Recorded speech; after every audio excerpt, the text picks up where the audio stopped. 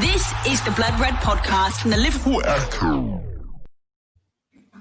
Liverpool 4, Wolves 0. Reds on top as Kop rise to Klopp. 270 days on from Liverpool fans last being at Anfield. They return to see the same old Liverpool. Welcome to the Debrief Live here on the Blood Red channel. I'm Guy Clarke. Alongside me, Matt Addison, as we get set to pick through the bones of Liverpool's 4-0 win this evening over Wolverhampton Wanderers. Matt, we best start talking about the fans, but a night where pretty much everything went the Reds' way. Yeah, exactly that. 4 goals, a clean sheet, no injuries as far as we're aware. A perfect Premier League champions performance, I think, from Liverpool. And as you say, the bonus on top of all that is that it was in front of 2,000 fans at Anfield. I'm sure we'll have savoured every single moment of it because it was a perfect performance. As I say, there's so many positives that I'm sure we're going to go into. But yeah, Wolves are a very, very good team, particularly away from home against some of the bigger sides over the last couple of seasons since they've come back to the Premier League. But Liverpool just made them look very, very average. I'm sure, the fans will have played their part.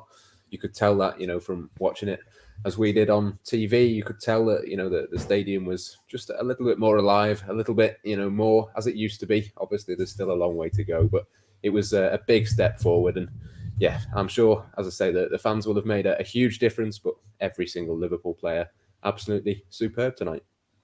And it is one of those, isn't it? This season already at Anfield, we've seen a number of entertaining games. Think back to the opening night against Leeds United, the win over Arsenal, the win over Leicester City. It's so right and so apt that on a night that 2,000 fans, the first fans that get to return to Anfield, have a show put on for them like that one.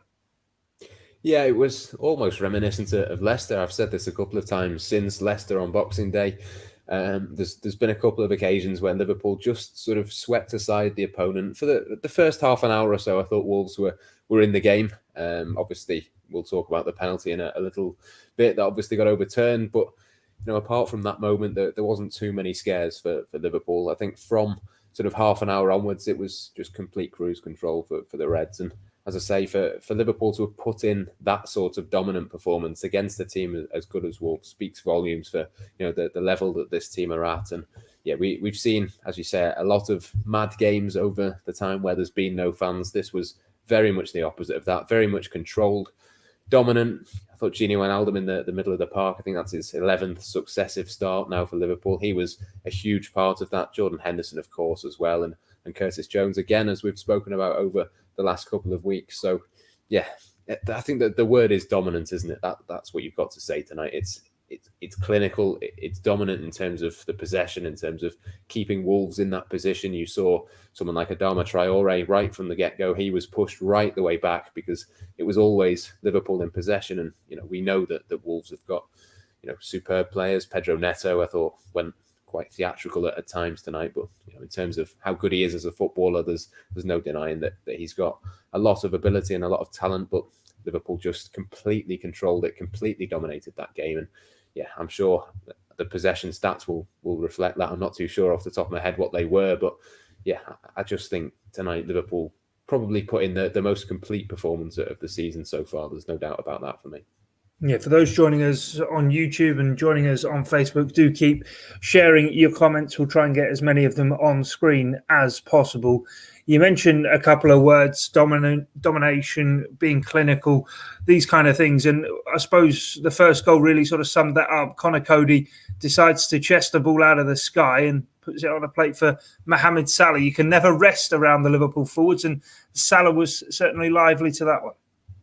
Yeah, I mean, I have no idea what Conor Coady is trying to do there. I think he sort of sees it, thinks he's got a little bit more time than what he has. But the one thing we know with Liverpool's front three is that they will press and they'll harry. And Mohamed Salah is no different. If you give him an opportunity to shoot in that position, he was never, ever going to miss. So, yeah, it was a bizarre sort of performance all game, really, from Conor Coady. There was, the dive in there. There was a couple of other moments where he does some strange things. And yeah, I don't know what it was with him. Obviously, we know that he's a much better player than what he showed tonight. But yeah, as I say, you give Mohamed Salah a sniff of goal and he's obviously going to take it. And that's what he did from that moment on.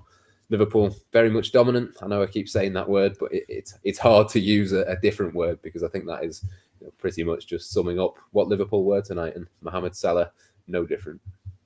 There were maybe a couple of moments where things maybe might not have followed the script for Liverpool. We spoke after the game last weekend so much about VAR and the impact it had on the game down at Brighton. But tonight, credit where it's due, it got the right decision. But also Conor Coady in that second half just before Liverpool's second goal as well.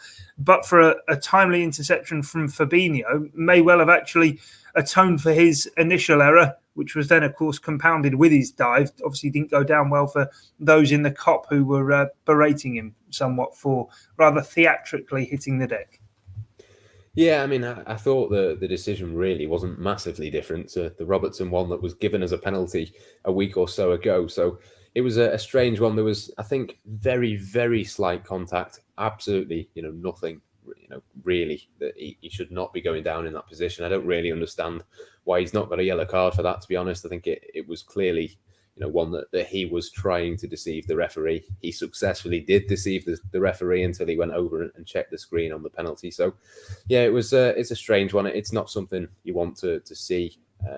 It certainly wasn't a penalty. The referee did get it right in the end. Obviously, VAR coming to Liverpool's rescue in that sense. But I think even had Wolves got that penalty, you'd still fancy that Liverpool would have gone on and shown enough to get something from the game. But you just don't know, do you? So it's one of those. That was a crucial moment. There's no doubt about that. And obviously at the other end as well, Fabinho, superb. Again, I saw a statistic. I've not checked it out myself, but I believe it's the case that he's conceded fewer goals per game at centre-back than what Van Dijk has for Liverpool. I know it's a much smaller sample size for Fabinho, but I think that does sort of sum up, to a certain extent anyway, the sort of impact that he's having back there. I think there is an argument that he's, potentially, even once Van Dijk comes back, potentially Liverpool's second best central defender. I know that's an argument for another day, but yeah, again, it was a superb interception, superb from him. And yeah, he didn't have loads to do. I thought he did what he had to do very well, Fabinho. And again, it was that word again, dominant. Yeah, it certainly was.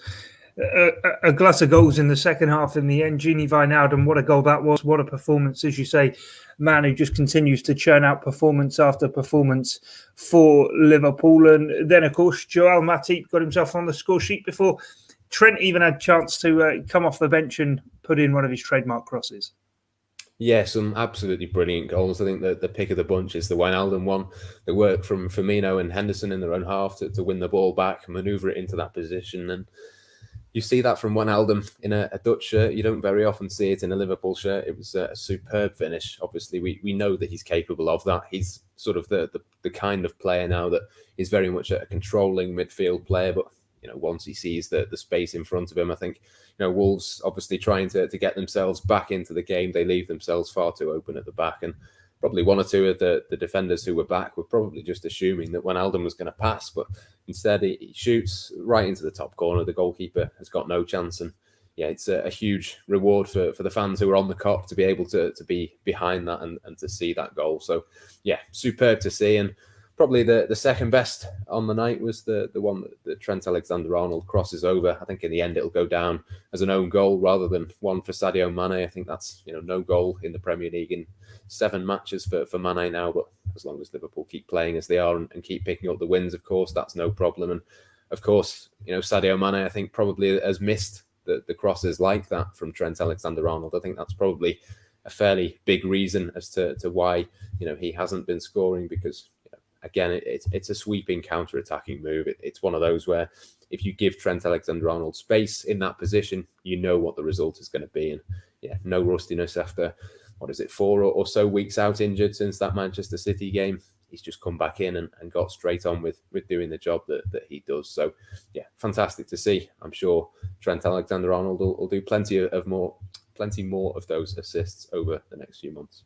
A final word before we go, just a quick one on the 3 youngsters who played in midweek against Ajax and retained their place. Caoimhin Kelleher with a big save when the game was at 0-0. Nico Williams looking more and more comfortable as the games go on. And as for Curtis Jones, every passing game, he just looks as though he's been in that Liverpool midfield for years and looks as though he is the man maybe to take it forward in that midfield for Liverpool. Yeah, absolutely. Start at the back with Kelleher. I thought, again, it was another assured performance from him. You saw some of his kicking, again, is something that we discussed earlier in the week. It's a huge strength of his. And I thought that was, really, really good from him. A couple of good saves as well. He, again, didn't have loads to do, but it's just one of those performances similar to Fabinho where even though it was one or two things that he had to do, those things he got absolutely perfect. So, yeah, another big step forward for him. Very much now the second choice, I think, for Liverpool. There's no reason to think anything other than that being the case. Of course, you want Addison back in the team as soon as possible because for me, he's the best goalkeeper in the world. But you've got to have a decent second choice option, particularly when Addison has had as many injuries as what he's had already this season. So, yeah, very, very promising.